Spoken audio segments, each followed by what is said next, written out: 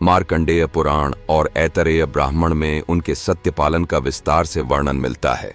कहा गया है, न सत्यात् परमो धर्मः, अर्थात सत्य से बड़ा कोई धर्म नहीं। हरिश्चंद्र के पश्चात रोहित, फिर हरित और चंचू हुए।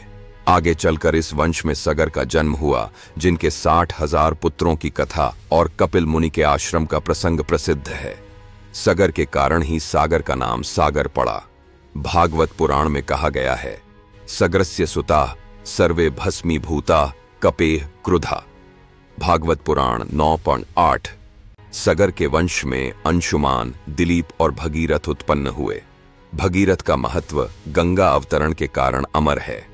उनके तप से गंगा स्वर्ग से पृथ्वी पर आईं और कपिल मुनि द्वारा भस्म हुए सगर पुत्रों को मुक्ति मिली। रामायण में यह परंपरा स्मरण करते हुए कहा गया है, भगीरथ प्रयत्नेन गंगा त्रिपथगा कृता। भगीरथ के बाद ककुत्स्थ, रघु और अज हुए। रघु इतने प्रतापी और दानशील थे कि उनके नाम पर ही यह कुल रघुवंश कहलाया। कालिदास ने रघुवंश महाकाव्य की रचना इसी परंपरा के गौरव के लिए की। अज के पुत्र दशरथ हुए, जो अयोध्या के महान राजा थे।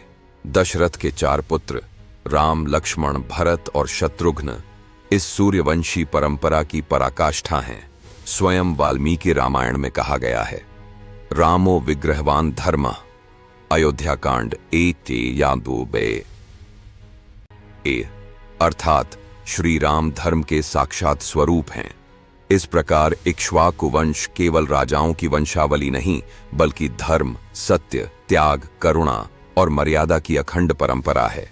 सूर्य से आरंभ होकर श्री राम में पूर्णता प्राप्त करने वाला यह वंश भारतीय सांस्कृतिक चेतना की रीढ़ है, जिसे वेद, रामायण, पुराण और महाकाव्य एक स्वर में महिमा मंडित करते हैं। ओम नमः शिवाय।